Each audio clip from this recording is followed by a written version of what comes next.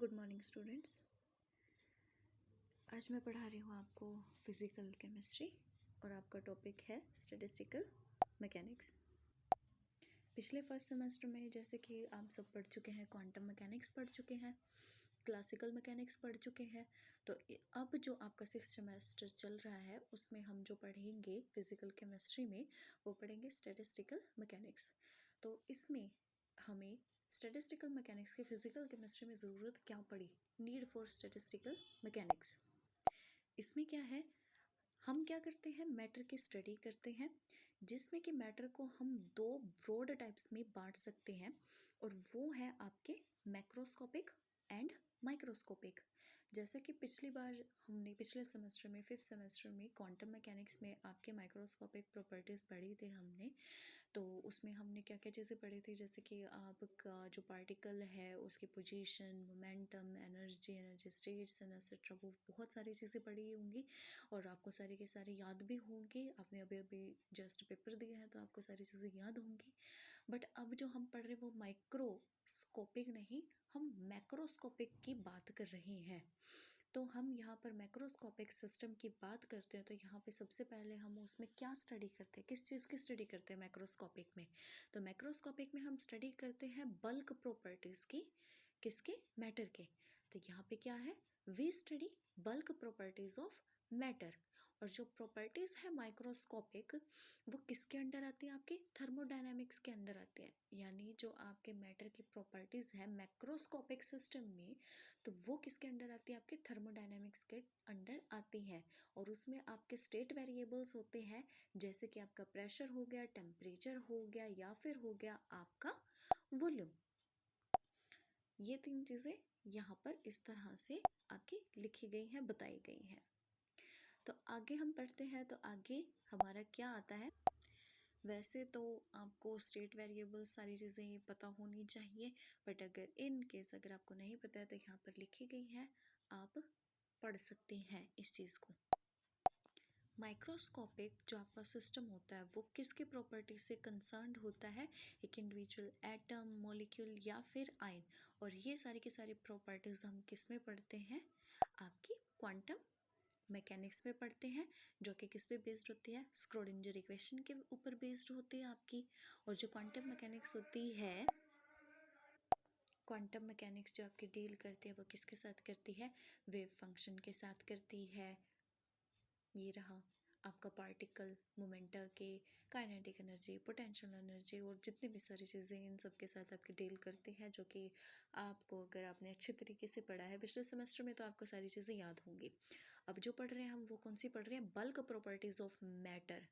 और उसमें क्या होता है, ये मस्ट भी रिलेट करनी चाहिए किससे, microscopic properties of its constituent particles. But in reality जब हम देखते हैं, ना तो आपके थर्मोडायनेमिक्स ना ही आपके क्वांटम मैकेनिक्स कोई भी कैलकुलेट नहीं कर पाती है मैक्रोस्कोपिक प्रॉपर्टी एक मैटर की। ठीक है, अगर हम बात करें, मान लो हमने कोई एक मैक्रोस्कोपिक इस तरह से सिस्टम ले लिया है और अगर हम उसमें से कोई इस तरह से ये हमने माइक्रोस्कोपिक सिस्टम निकाल लिया, तो अगर हम इसकी प्रॉपर्टीज़ को कैलकुलेट करते हैं तो वो इसके साथ आपकी मैच नहीं करती। इस माइक्रोस्कोपिक की कुछ और होगी और इस पूरे सिस्टम की कुछ और होगी। तो यानी ये दोनों की दोनों चीज़ें मैच नहीं करती हैं आपकी। जबकि आपका क्या होता है, इट इज़ ऑब्वियस, ये हमारे लिए ऑब्वियस होता है कि मान लो अगर हमने एक लड्डू ले लिया, ठीक है, तो अगर हम उस बूंदी वाले लड्डू के इतना सा हिस्सा, एक दो बूंदी अगर निकाल लेते हैं, अगर उसको खाते हैं तो उसकी प्रॉपर्टीज़, और अगर हम पूरा का पूरा बूंदी का लड्डू खा लेते हैं तो उसकी जो प्रॉपर्टीज़ है वो सिमिलर होनी चाहिए इन केस। बट ऐसा नहीं हो पाता है। ये जस्ट आपको एग्जांपल देकर बता रही हूँ कि इस तरह से ये हमारे प्रॉब्लम्स आती हैं जिसकी वजह से हमें स्टैटिस्टिकल मैकेनिक्स की ज़रूरत पड़ी।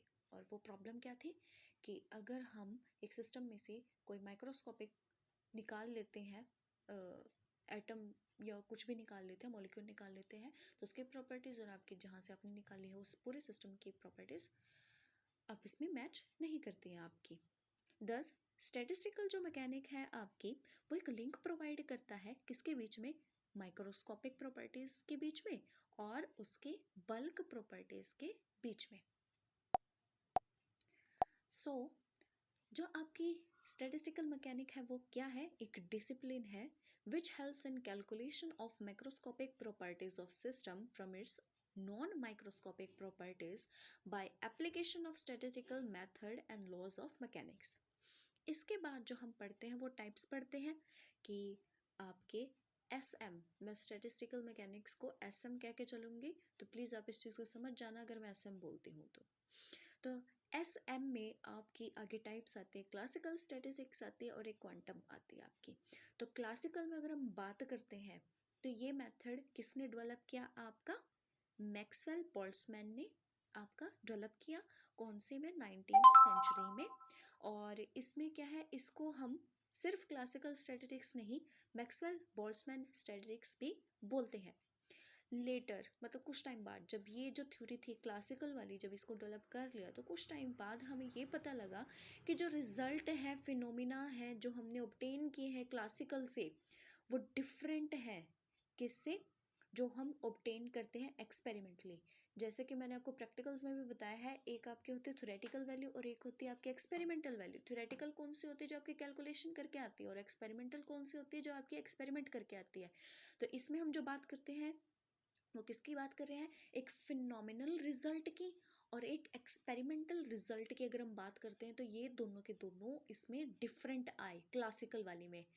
जब क्लासिकल वाली में हमें डिफरेंट मिलते हैं तब उसके आगे हमारे पास किसकी ज़रूरत पड़ती है, हमें क्वांटम की ज़रूरत पड़ती है। तो क्वांटम स्टैटिस्टिक्स में आपके आगे दो टाइप्स जो आते हैं जो इन फिनोमिनन को एक्सप्लेन करते हैं, जैसे कि आपके आते हैं बोस आइंस्टाइन स्टैटिस्टिक्स आती है, एक फर्मी डिराक स्टैटिस्टिक्स आपकी आती है। तो ये दो टाइप हो गए आपके किसके, क्वांटम वाले के। तो टोटल आपके कितने हो गए, 3 हो गए एक तरीके से। अगर मैं क्लासिकल और क्वांटम को दोनों के टाइप्स को गिनूं तो कितने हो गए आपके, 3 हो गए। एक मैक्सवेल बोल्ट्जमैन स्टैटिस्टिक्स हो गया, एक बोस आइंस्टाइन हो गया और एक हो गया आपका फर्मी डिराक। तो यहाँ से हम पढ़ते हैं मैक्सवेल वाली। मैक्सवेल वाली में क्या है, जो पार्टिकल्स हैं वो एज्यूम किए जाते हैं कि वो डिस्टिंग्विशेबल है। डिस्टिंग्विशेबल का मतलब क्या होता है, उन पार्टिकल्स को आप अलग अलग कर सकते हो, मतलब उनमें कुछ डिफरेंस है और आपको पता लग जाएगा कि ये अलग अलग पार्टिकल्स हैं। तो पार्टिकल्स कैसे हैं, डिस्टिंग्विशेबल। और हमने एक और चीज़ एज्यूम करी कि जो नंबर ऑफ पार्टिकल्स हैं वो सेम एनर्जी लेवल में आपके प्रेजेंट होंगे, और जो particles in Maxwell Boltzmann statistics के रूल्स को ओबे करती है उनको बोलते हैं मैक्सवेलोन्स या फिर बोल्ट्जमैनोस। आगे जो आता है आपका कौन सा आता है, बोस आइंस्टाइन स्टैटिस्टिक्स। इसमें जो पार्टिकल्स होते हैं वह एज्यूम किया जाता है कि इनडिस्टिंग्विशेबल होते हैं। इनडिस्टिंग्विशेबल मतलब जो अलग नहीं किए जा सकते, जो सिमिलर होंगे। और जो नंबर ऑफ पार्टिकल्स हैं वो किसी भी एनर्जी लेवल में हो सकते हैं। Number of particles may occupy any energy level। और जो इस मेथड पे एप्लीकेबल होते हैं, जो पार्टिकल्स आपके जो इसको ओबे करते हैं, उनका नाम होता है आपका एक तरीके से बोसॉन्स। और आपका जो मेथड एप्लीकेबल होता है इन पार्टिकल्स पे, उनकी जो स्पिन होती है वो कौन सी होनी चाहिए, इंटीग्रल। हाफ इंटीग्रल नहीं, इंटीग्रल स्पिन आपकी होनी चाहिए। और इसमें आगे एक प्रॉपर्टी और आती है पार्टिकल्स के लिए, वो आपकी क्या है, symmetric wave functions are allowed. आपका जो वेव फंक्शंस है वो होना चाहिए सिमेट्रिक। हमने ये सारी की सारी चीज़ें, वेव फंक्शन इक्वेशन, ये जितने भी हैं सारे के सारे हम क्वांटम में पिछले उसमें पढ़ के आ चुके हैं। अगर किसी को कन्फ्यूज़न है तो प्लीज़ अपनी पुरानी बुक उठाएं और उनमें से इन डेफिनेशंस को देखें कि इनका मतलब क्या है, और ताकि आपको आगे डिफ़िकल्टीज ना आए इन चीज़ों में। तो इसमें क्या है, आपको जो सिमेट्रिक वेव फंक्शन है वो अलाउड है सिर्फ। और अगर मैं साइन की बात करती हूँ वेव फंक्शन के, तो वो चेंज नहीं होता है अगर मैं इंटरचेंज भी कर देती हूँ कोऑर्डिनेट्स ऑफ टू पार्टिकल्स। मतलब आपका प्लस माइनस का कोई फर्क आपका इसमें नहीं पड़ता है। अगर आप इन दोनों को इंटरचेंज कर देते हो तो कोऑर्डिनेट्स आपके क्या रहते हैं, आपके जो आपका साइन है, सॉरी, कोऑर्डिनेट्स चेंज करने पर जो आपका साइन है वेव फंक्शन का वो क्या रहता है, सिमिलर रहता है आपका। नेक्स्ट जो इसकी प्रॉपर्टी है वो क्या है, जो सिमेट्रिक वेव फंक्शन है आपके पार्टिकल्स के साथ जो एसोसिएटेड है, उसमें क्या होने चाहिए, even number of fundamental particles. और आपके फंडामेंटल पार्टिकल्स कौन से होते हैं, इलेक्ट्रॉन, प्रोटॉन, न्यूट्रॉन एक्सेट्रा, ये सारे आपके क्या है, फंडामेंटल पार्टिकल। तो जो आपका वेव फंक्शन है पार्टिकल्स के साथ जो एसोसिएट होगा, उसमें जो पार्टिकल्स हैं वो कैसे होने चाहिए, इवन नंबर के होने चाहिए आपके सारे के सारे। जो पार्टिकल्स इनको ओबे करते हैं वो क्या कहलाते हैं, बोसॉन्स, मैं आपको बता चुकी हूँ। आगे आते हैं आपके फर्मी डिराक। फर्मी डिराक में आपका क्या होता है, पार्टिकल्स को एज्यूम किया जाता है वो क्या है, इंडिस्टिंग्विशेबल, सेम प्रॉपर्टी है। बाकी आगे जितने भी प्रॉपर्टीज होंगे लगभग आपकी चेंज हो जाएंगे, बट ये वाली प्रॉपर्टी आपकी सेम है। और इसमें क्या है, only one particle can occupy given energy level. और इसमें क्या था, कोई भी एनर्जी लेवल ऑक्यूपाई कर सकते हैं, बट इसमें क्या है, only one particle can occupy given energy level. इसमें सिर्फ वन पार्टिकल एक एनर्जी लेवल को कर सकता है, इसमें कोई भी पार्टिकल किसी भी एनर्जी लेवल पर जा सकता है।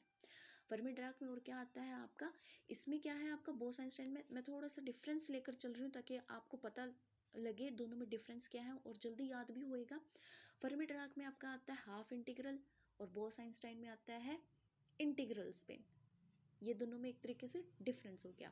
और नेक्स्ट में आपका क्या है, जैसे कि आपने इसमें पढ़ा, इसमें सिमेट्रिकल चाहिए था, इसमें आपको वही अपोजिट कर दो, एंटी सिमेट्रिक वेव फंक्शन चाहिए। इसमें क्या था आपका, जो वेव फंक्शन को अगर इंटरचेंज कर देते हैं साइन, ठीक है, तो इसमें क्या होता है, पार्टिकल्स के जो आपका साइन है वो आपका चेंज हो जाता है। बट अगर मैं आपके बोस-आइंस्टाइन की बात करूँ तो इसमें क्या होता है, आपका वेव फंक्शन का साइन चेंज नहीं होता अगर आप कोऑर्डिनेट चेंज कर देते हो। बट अगर आप इसमें चेंज करते हो, फर्मी डिराक में चेंज करते हो, तो इसमें क्या होता है, आपका साइन चेंज हो जाता है। इसमें कोई इफेक्ट नहीं पड़ता, इसमें साइन चेंज हो जाता है आपका। देन आपका क्या है, जो वेव फंक्शन है उसमें क्या होने चाहिए, आपके ओड नंबर होने चाहिए, ठीक है।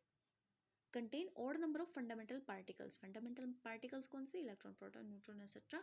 और इसमें क्या था, आपके इवन नंबर होने चाहिए थे। तो ये इसमें एक तरीके से डिफरेंस हो गया। और जो पार्टिकल्स ओबे करेंगे फर्मी डिराक स्टैटिस्टिक्स को, तो उसको बोलेंगे फर्मिओन्स। तो ये आपके तीन चीज़ें हो चुकी हैं।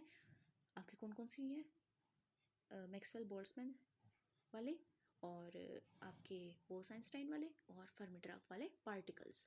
तो ये इनके तीन टाइप हो गए हैं आपके। जो नेक्स्ट है आपका टॉपिक वो है, वैसे तो common terms in statistical mechanics है, बट वो मैं आपको नेक्स्ट लेक्चर में कराऊंगी। ये था आपका फर्स्ट लेक्चर।